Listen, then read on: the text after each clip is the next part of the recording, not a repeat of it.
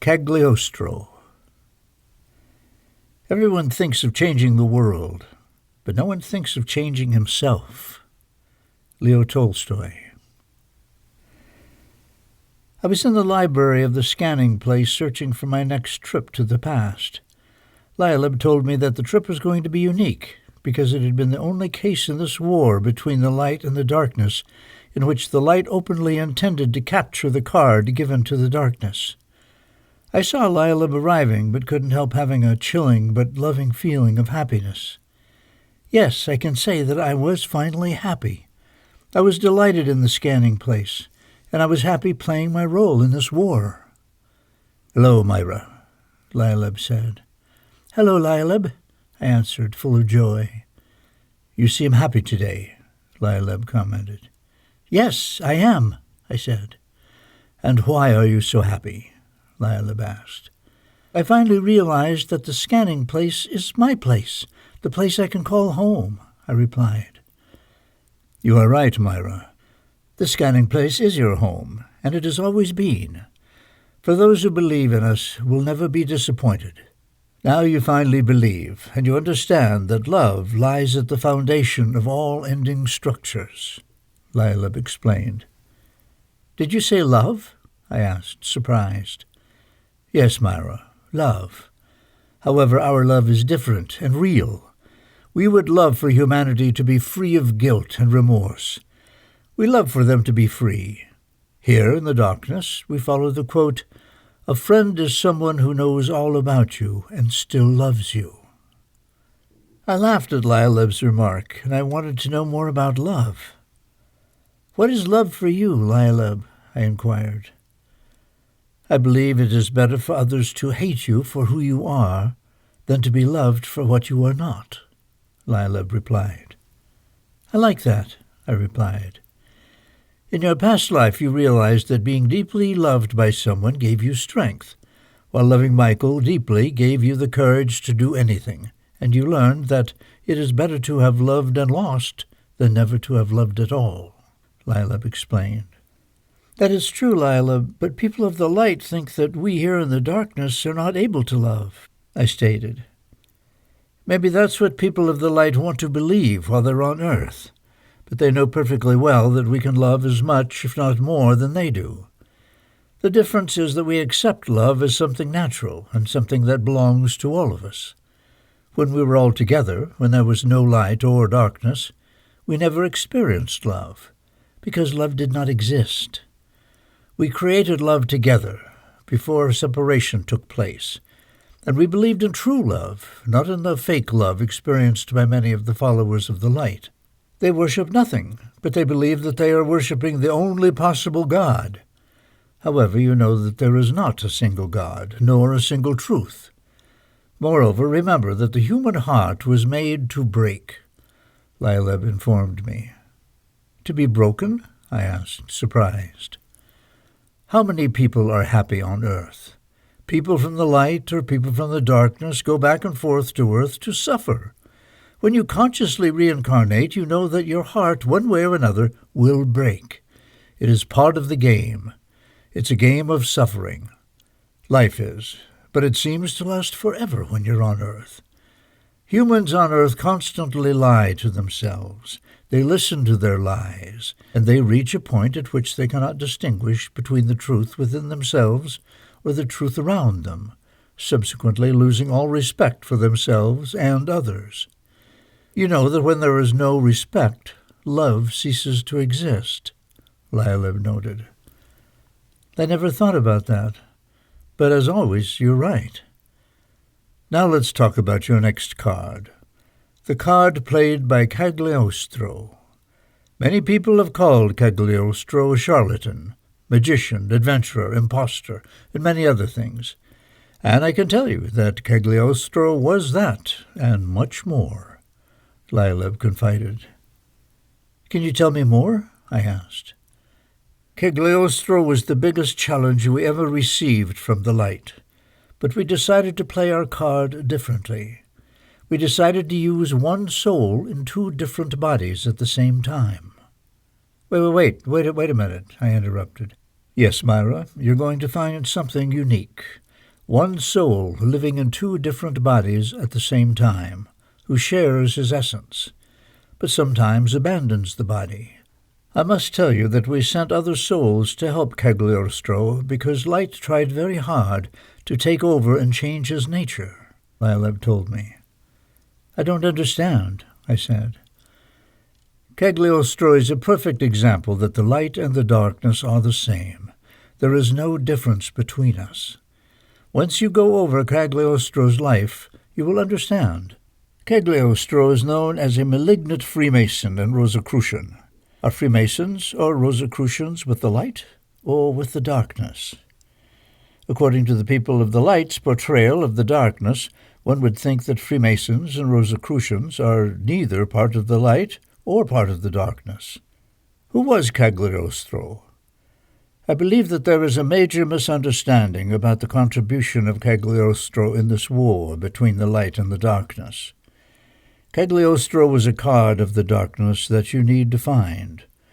But why did the light want to take him to his side so badly? Lila asked. I don't know, I answered.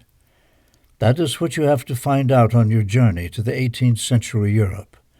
However, before your journey begins, let me explain to you what split souls are, Lila began. Okay, I'm listening. A person's soul can split into an unlimited amount of souls. However, the more frequently they divide, the more power they lose. It is known as the roots of a soul. Every root brings a different potential, but they finally connect to the original creator, or the 22 original divinities. When we send a soul into the world, it always comes back with different parts, new traits acquired during the modern reincarnation. This split soul brings what we call crossover lives, and it's a rare reincarnation. We decided that the soul of Cagliostro will be attached to two bodies. The first half of the soul goes to a boy born in Malta, and the second half is for another boy born in Sicily. The soul will switch its attention between bodies as needed. They will live separate lives, but their lives will be intertwined, even if they never meet each other. However, in this particular case, the two bodies had a stable relationship. This was a unique experiment. In the majority of parallel lives experienced, the two persons will live in opposite sides of the planet, allowing one person to sleep during the prime waking time of the other, minimizing the time when the soul must split attention between the two bodies. Normally, one body will be much older than the other, born at different times, and at least 22 years apart. The first Cagliostro was born in Malta in 1721, as we wanted him to be born in a year numerologically totaling the number 11. The second Cagliostro was born in 1743, 22 years later, in Palermo, Sicily, said Lealib. Is this a split soul like a soulmate? I asked. A soulmate is someone's soul you've met many times in previous lifetimes. You could have been romantically in love at times. But this soulmate could have been your enemy as well, over many lifetimes. In some cases, your soulmate can belong to the light, and you can belong to the darkness, or vice versa.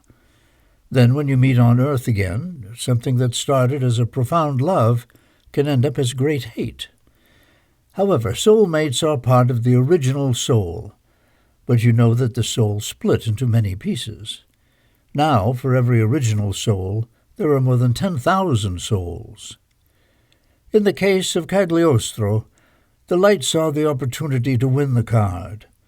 During the first 22 years of the life of the young Cagliostro in Malta and other places, as you will find out, nothing happened. Moreover, when Giuseppe Balsamo was born and his soul began to split between the two bodies, the light sent two souls to enter into both bodies of Cagliostro. How is this possible? I interrupted. It is not difficult. When Cagliostro's soul abandoned one body to go to the other The souls sent by the light tried to enter the body. They did it at first, but we counterattacked, and we sent 2 dark souls to enter into both bodies of Cagliostro, the 22-year-old and the newborn, Lyleb stated. 2 souls? I asked, surprised. I already explained to you about the duality of souls. Remember Cleopatra? Lyleb asked. Yes, I remember, I answered. 2 souls were sent to each of one of the 2 bodies of Cagliostro's souls. Therefore, when Cagliostro's soul split from one body to another, the soul remaining in each body will protect him from the light, Lyleb explained. This is amazing, Lyleb. Are you ready for an amazing trip, Myra? Lyleb asked. Yes, I am, I replied. Then let's go look to 18th century Europe, to the Europe of the great Cagliostro, Lyleb said. We walked into the time-traveling room, and one more time I found myself flying. I was flying over the island of Malta in the year 1721, and the exact date was May 24th, 1721. I started adding the numbers. 5, 2, 4, 1, 7, 2, 1 equals 22. Young Cagliostro was number 22. No surprises there, as Cagliostro was born under the sign of the celestial twins, Gemini. The firstborn twin under Gemini will split his soul with a second Gemini, coming to life 22 years later. Sometime before Cagliostro's birth, I see Cagliostro's mother, a beautiful young woman from the Austrian court. She's on a ship, and the ship is undergoing a tremendous storm. She has left Austria and traveled to Sicily. In Syracuse, Sicily, she took a boat towards Malta. Malta is the largest of the 3 significant islands that constitute the Maltese archipelago. Malta is in the middle of the Mediterranean Sea, directly south of Italy and north of Libya. At the time of the birth of Cagliostro, Malta was governed and ruled by the Knights of Malta. The ship survived the storm and reached La Valletta. Her name was Catherine Starmenberg, and she was related to the royal Austrian family. She had an affair with a cousin of hers, a high-ranking official from the Austrian army, and a high member of the Order of Malta. She was only 18, and she did not want all the people of the court to know about the affair, as she was going to be engaged to a German nobleman. She could have aborted Cagliostro, but she decided to go ahead with the pregnancy, and thus gave birth to him. When she was 3 months pregnant, she traveled to Italy, alleging health reasons. Now she was going to give birth to one of the greatest men to ever walk the earth. Catherine arrived at La Valletta on May 2nd, 1721, just 22 days before the birth of Cagliostro, and she stayed at the house of Count Amalfi. Count Amalfi was an alchemist. Catherine met Count Amalfi in Vienna 2 years earlier, and she was fascinated by his profound teachings and esoteric ideas. When Catherine got pregnant, she wrote to Count Amalfi, and he asked her to come to La Valletta and give birth to the boy. Count Amalfi and a midwife named Inez helped Catherine during her delivery of young Cagliostro. Cagliostro was then baptized, and he was named Aracat Amalfi. Count Amalfi chose the name, which means one who has wisdom and one who is given the appreciation for beautiful and refined aspects of life. Count Amalfi also had other children as apprentices at his house. Aracat Amalfi Cagliostro became fond of an 11-year-old boy living under Count Amalfi's care. This boy claimed to be the son of Francis II Rákóczi, Prince of Transylvania, and the Duchess Violante Beatrice of Bavaria. This young boy will later be known as the Count of Saint-Germain, and will have a tremendous impact on the life of both Cagliostros. Aracat studied with Count Amalfi for many years. I forgot to mention that Count Amalfi was a high-ranking member of the Order of Malta, known under the pseudonym of Mello. They traveled together in Egypt. I can see young Aracat in Egypt, and young Saint-Germain was with them. They received a visit from Gian Gaston, the last of the Medici stove. In Egypt he studied the art of alchemy, and Aracat was a natural. Together they studied the possible transformation of matter, and they tried to convert base metals into gold. Yes, the philosopher's stone. They tried to find that legendary alchemical substance capable of turning base metals, such as lead, into gold. They worked on the elixir of immortality, a mythical potion that, when drunk from a particular cup at a specific time, grants the drinker eternal life or eternal youth. Some alchemists believed that this elixir could create life. At this point I asked myself if this was possible. Life was created by the demiurge, or what is the same, the combination of the 22 divinities? If we are all part of the original 22 divinities, then why can't we create life as well? Count Amalfi was a great teacher and a great father, not only for Akarat, but also for all the children under his wing. Count Saint-Germain left the tutelage of Count Amalfi when he was 22 years old, and Akarat was 11. Was that already planned? Alchemy played an essential role in the development of early modern science. The inner meaning of all alchemical work is a spiritual path. After a few years in Egypt, Akarat traveled to Persia, Syria, and Palestine, where he studied Kabbalah with different rabbis.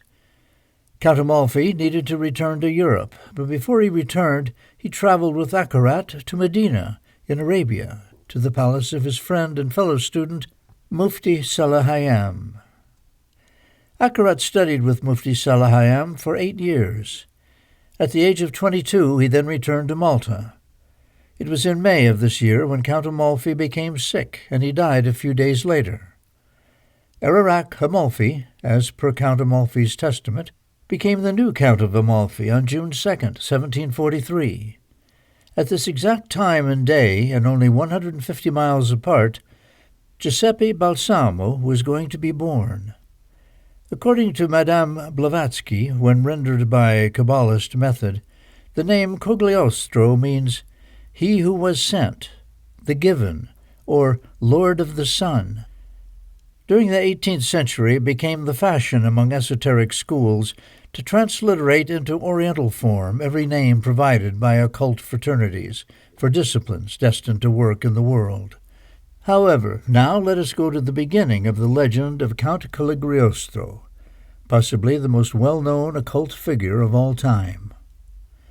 On June 2, 1743, another celestial twin was born under the sign of Gemini.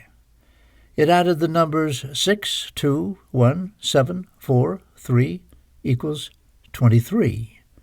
The perfect combination of the first Cagliostro born with the number 22. The two bodies would be an ideal combination, from a 22 to a 23. The soul of Akarat was going to be split and move from body to body, from Akarat to Cagliostro, a unique experience that will play an essential role in the war between the light and the darkness. The combination of the names Akarat and Cagliostro would make Cagliostro wonder about his origin. He was going to rarely experience the tranquility that comes with stability of thinking or emotional control. He will suffer many disappointments and misunderstandings in his life, as indicated by the meaning of the combination of his name. That's the beginning of the life of Cagliostro. Cagliostro was born to a relatively low-income family in Palermo, Sicily, while the wealthy Count Amalfi later adopted Akarat. Cagliostro's split soul was going to experience two different kinds of influences, but the knowledge acquired through Akarat's experience will help him to model his life. Regardless of his poor origins, young Cagliostro received a sound education with the help of his grandfather and uncles. He studied in the Catholic Order of St. John of God, but things did not go well for a free thinker like Cagliostro, as the school expelled him. It was during this time as a novice at the School of St. John where Cagliostro learned the basis of chemistry. His teachers thought that he was a natural because he not only learned quickly, but he started to perform his experiments, which was the main reason for his expulsion. By the time he was 14, he was already an expert in the principles of chemistry. His experiments were far beyond the Catholic orthodoxy. After his expulsion, Cagliostro moved to Messina from Palermo. But just 2 years later, in January 1765, Cagliostro moved to Malta. Even at that young age, Cagliostro was already a skilled pharmacist. He immediately found a job as a chemist and pharmacist at the Sovereign Military Order of Malta. In only a few months, Cagliostro's reputation for his remedies was notorious. His skills got the attention of Count Accarat Amalfi, who invited him to his beautiful mansion on June 2, 1765. Count Accarat Amalfi was celebrating his 22nd anniversary as Count of Amalfi, and Cagliostro was celebrating his 22nd birthday. Did they know that they shared the same soul? The encounter was like an encounter of two old friends, and their friendship was immediate. Count Amalfi asked the young Cagliostro about his experiments, and he told Cagliostro that he was working to find immortality. After that, young Giuseppe Balsamo went to the home of Count Amalfi frequently, and they studied together. Count Amalfi taught Cagliostro all the secrets he learned in the Orient, and he recommended Giuseppe Balsamo change his name to Cagliostro. The late Count Amalfi was a high member of the Order of Malta, a membership that was inherited by Count Accarat Amalfi, and it was Count Accarat Amalfi who knighted Giuseppe Balsamo with the title of Count Cagliostro, in the name of the Sovereign Order of Malta. The witness of the knighting was another member of the Order of Malta, Count Saint-Germain. Cagliostro never lied. He was knighted as a count by the Count of Amalfi himself, High Master of the Order of Malta. Later on, as Masters of the Order of Malta, both Cagliostro and Saint-Germain would become friends. In the mystic orders, to become friends was kind enough to share all their secrets. Two people, number 22s, came together and sealed the future of the Count Cagliostro. Cagliostro stayed in Malta for 3 years, and then in 1768 he left for Rome. Cardinal Orsini knew about the abilities of Cagliostro and offered him a job as his secretary. However, while in Rome, Cagliostro missed Accarat. The bond between both of them remained solid. They could telepathically communicate in the distance, and they were always in touch with each other, even in the worst moments. Suddenly, love called at Cagliostro's door.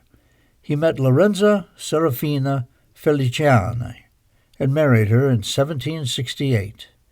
I can tell you that the love between Cagliostro and Serafina is real.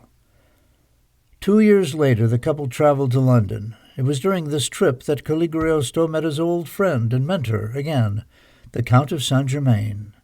They renewed their old friendship and spoke again and again about their experiences in Malta and the Orient. Saint-Germain was very proud of being a friend of Cagliostro's, and they shared all the knowledge Saint-Germain had accumulated on his trips and studies. Cagliostro was then 27 years old, and Count Saint-Germain was already 38. Or was he? The Count of Saint-Germain claimed that he was 500 years old, leading Voltaire to call him Wundermann. However, did Count Saint-Germain refer to this life, or all the lives that he lived previously? Can a man be 500 years old when he remembers and accumulates the knowledge acquired through previous reincarnations? In England, nobody knew where the Count of Saint-Germain originated. He spoke Italian and French, understood Polish, learned English, but it seemed that Spanish and Portuguese were his native tongues. Can a man learn so many languages in a single lifetime? Or did he already know them and gradually remembered them? The friendship with Count Amalfi united both of them. They talked and listened to each other, and both of them became more exceptional individuals by doing so. Cagliostro and Saint-Germain worked over the years together. They concentrated their efforts in bringing a peaceful social and natural transformation to society. However, when their efforts were not reasonable enough, the French Revolution arrived, and Cagliostro and Serafina went back to Malta. Cagliostro needed to see his old friend, Master Althotas, as Althotas was dying, and before dying he wanted to pass on some of his secrets to Cagliostro. Althotas died, and he made Cagliostro promise to reveal these secrets only to worthy people. Cagliostro and Serafina stayed at Count Amalfi's house. Count Amalfi was the first one he shared the secrets of Althotas with. Count Saint-Germain arrived at Malta, and he participated in these secrets as well. It is here where Count Cagliostro initiates his journey with no return, as he joined the Rosicrucian order. He began the transformation of the order, and it is largely through his efforts that the initiations of the Rosicrucian order came to be in their present form.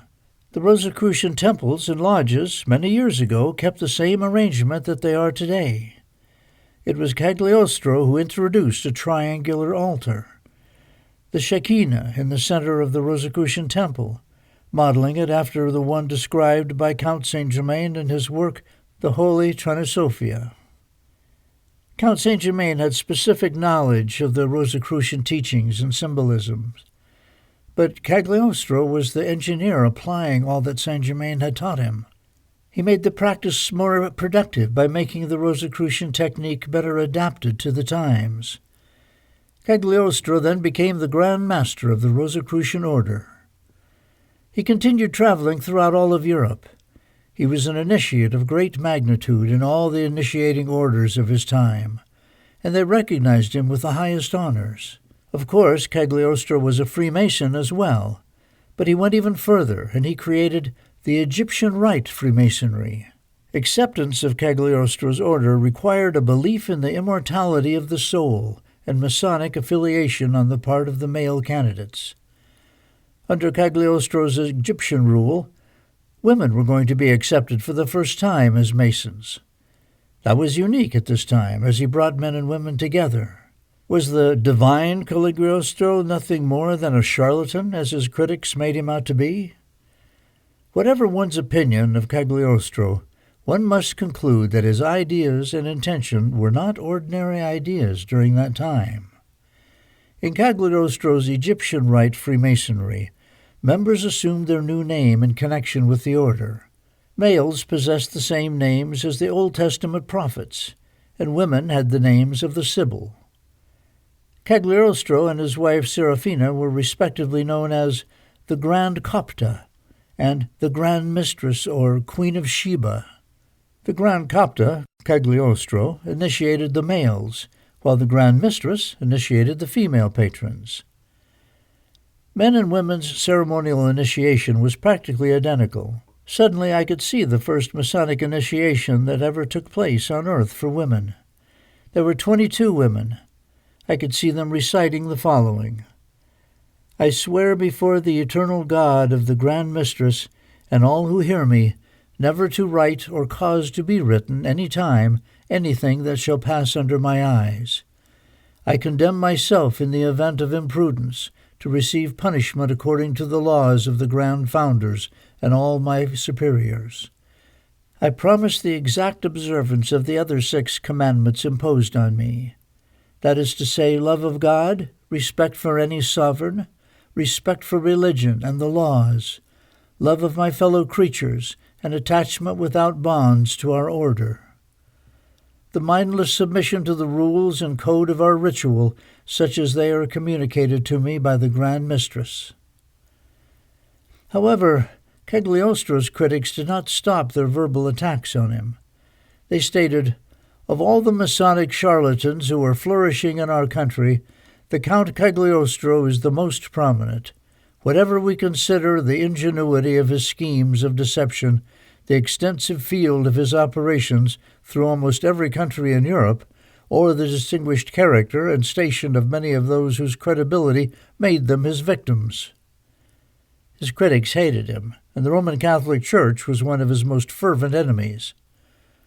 One of their officials wrote, It is unfortunate that laymen never understood Cagliostro due to the systematic slander carried out by those intolerant people and sectarian institutions that, though professing spirituality, have been more directly concerned with temporal power and have catered to protect their selfish interests. Who were all these holy individuals supposedly representing the light?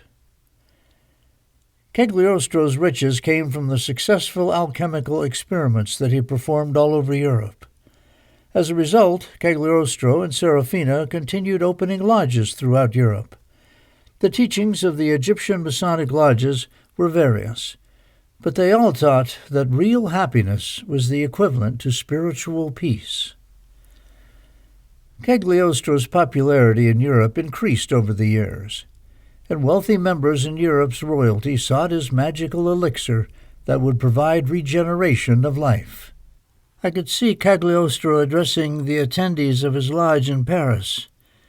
"I am not at any time or any place beyond time and space.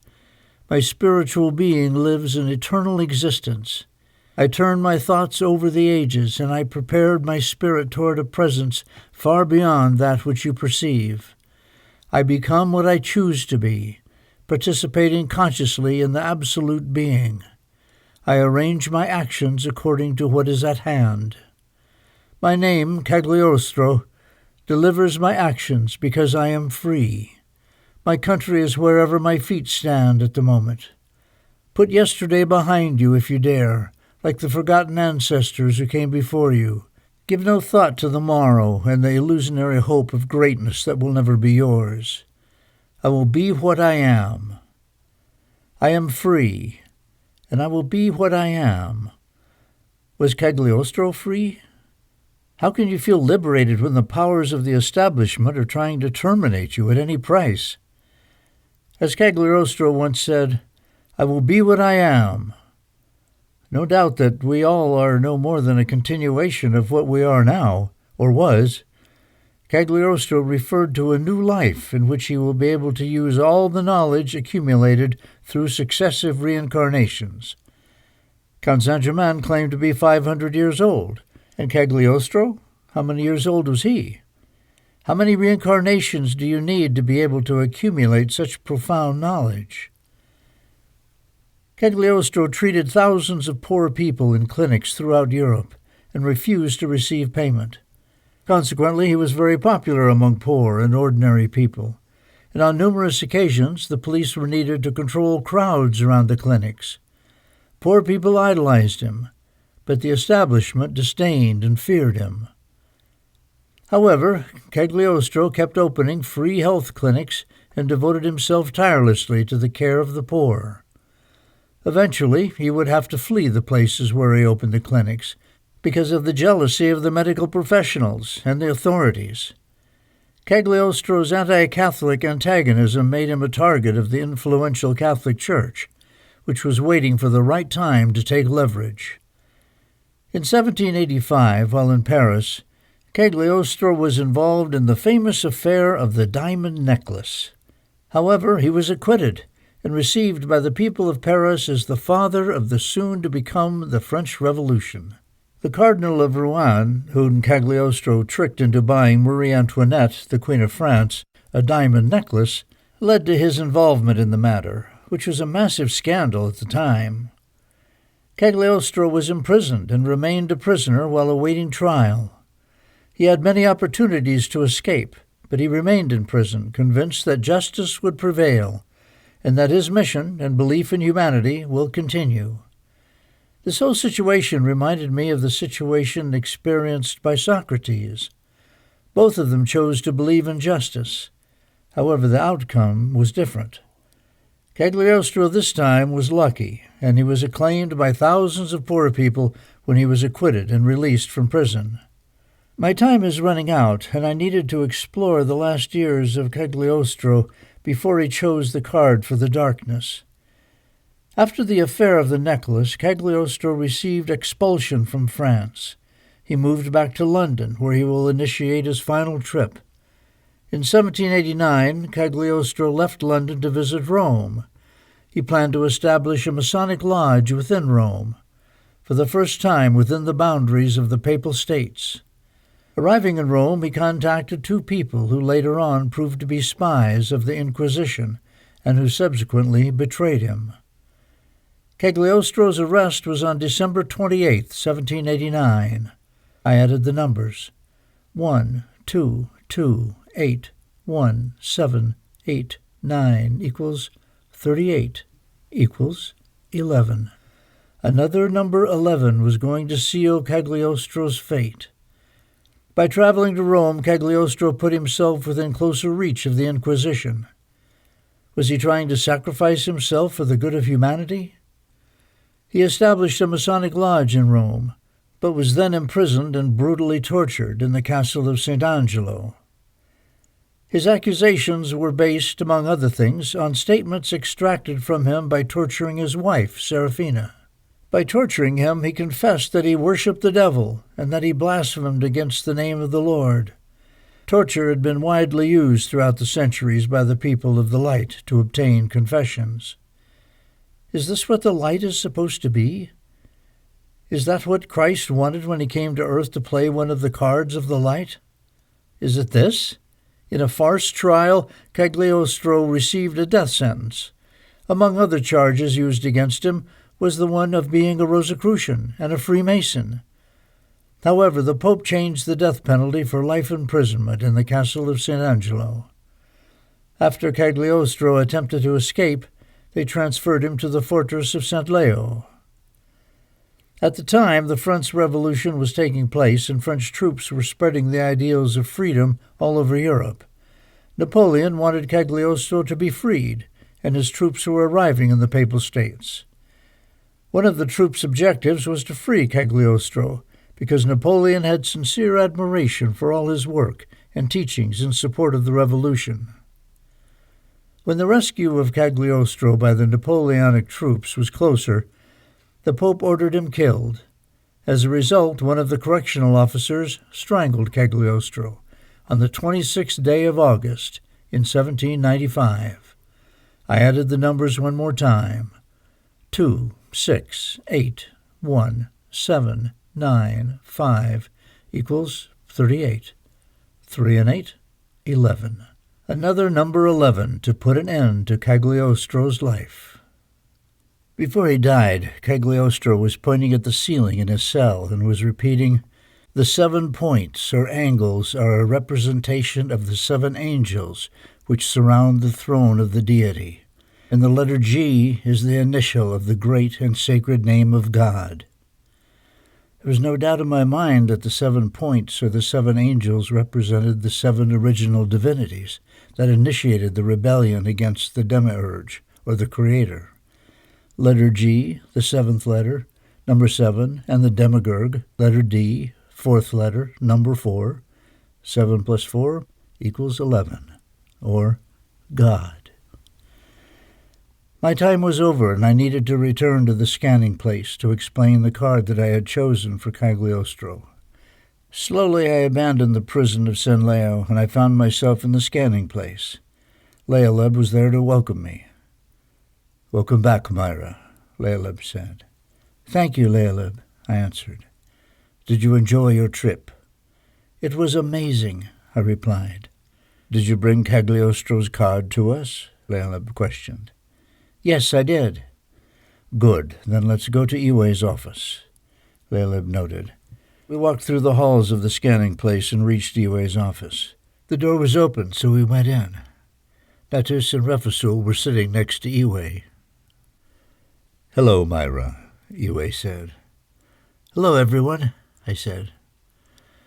"Okay, Myra, tell us," Natas said. Cagliostro is card number 12, the card of the Hanged Man. In this card, a man is hanging from one foot from a bar or a tree. This tree is meant to form an inverted number 4. In spite of being trapped, the man's face is peaceful, and he does not appear to be suffering. Similar to Cagliostro's life, which he dedicated to humanity and the development of human fraternity. In spite of the suffering, Cagliostro remained peaceful until the moment of his death. The hanged man settled beneath a tree, intending to find his spiritual self. In reading about the meaning of the Hanged Man card, I believe that the Hanged Man card represents the story of Odin, who offered himself as a sacrifice to gain knowledge, as Cagliostro did. He sacrificed himself to give understanding to humanity. In another interpretation of the legend, he is known as the traitor. Historically, in some countries, it was common practice to hang traitors upside down by 1 foot. However, the upside-down hanged man sees things from an inverted perspective. As with the light and the darkness, everything is inverted. If you are with the light, you see things from one angle. In contrast, if you are with the darkness, you see things from another perspective, as they appear inverted. I believe that one critical teaching from this card is suspension, meaning neither life nor death. We may look at this card as one life ends, but another life is yet to begin. Both lives are stuck with each other, like in waiting, as in the scanning place or the learning place, merely waiting to live a new life, always returning, learning, and progressing. However, still suffering at the end. The hanged man is like a baby in the womb, suspended between 2 lives, one in the womb and the next life outside the womb. Cagliostro and his soul brother, Count Arac Amalfi, both sharing the same soul, lived parallel lives. At the moment of Cagliostro's death, his soul brother, Count Arac Amalfi, felt deep pain. He went to his bed and died. Cagliostro's soul left his body and went to pay a final visit and tribute to Count Arac Amalfi's body, and from there traveled to the darkness to be full again at the scanning place. Their split soul experiment was unique, and the hanged man fully represents the meaning of the same. The hanged man teaches us that we must surrender all we thought we knew, all resistance to new ways of thinking, and this is what Cagliostro did. This card is a vision quest, but teaches you to put aside your prejudices and open yourself up to different ideas. This 12th card is defined as the sacrifice as well. It's the total submission of the human to the divine. According to Saint Germain, this card represents the ideas that survive to those who sacrifice for them. Eventually, these ideas will always survive, like Cagliostro, the greatest Rosicrucian master. This card represents the ideal Rosicrucian, who takes the ingratitude of the world but can leave behind his ideas. This is the card of the healer, like Cagliostro, who was able to perform near miraculous healings without even receiving a thank you from those whom he had healed. He gave personal sacrifice and martyrdom for the progress of the world, and he was a hero who dedicated his life to human development. Only with one's sacrifice for the benefit of humanity can real progress be attained, which is the message of the 12th card of the darkness. It is the spirit of sacrifice symbolized through isolation and knowledge. The hanged man, the sacrifice. Card number 12 is a symbol for the turning point in life, as it was for Cagliostro. We are hanging in the air until we find a view of things around us, a proper way to rearrange or restart a view of life. To attain the heights of the true philosophy of life, man must reverse or invert the order of his life, as Cagliostro did. The hanged man, Cagliostro, is suspended between 2 trees and signifies the chosen one who dies perennially for his world, I explained. Excellent, Myra. That's wonderful, Yue exclaimed. Thank you, Yue, I answered. And what is the commandment that you bring for the darkness? Natas asked. I truly believe that the commandment brought by Cagliostro to the darkness is none other than sow and leave for others the harvesting of the crop, I said. I could not have said it better myself, Yue commented. Is there anything else you would like to add? Lila asked. I would like to honor Cagliostro. I feel the need to repeat his soothing words. As one coming from the south and the brilliant light of noon, I possess with full knowledge of nature and active communion with the Creator. I now go toward the north, into the fog, and abandoning at every step a piece of myself, giving away, diminishing at each stop. I leave a little more light for you, a little more clarity and warmth, a little more vitality, until the end of my journey when the rose blossoms in its fullest on the cross. I am Cagliostro, and I will be what I am, I concluded.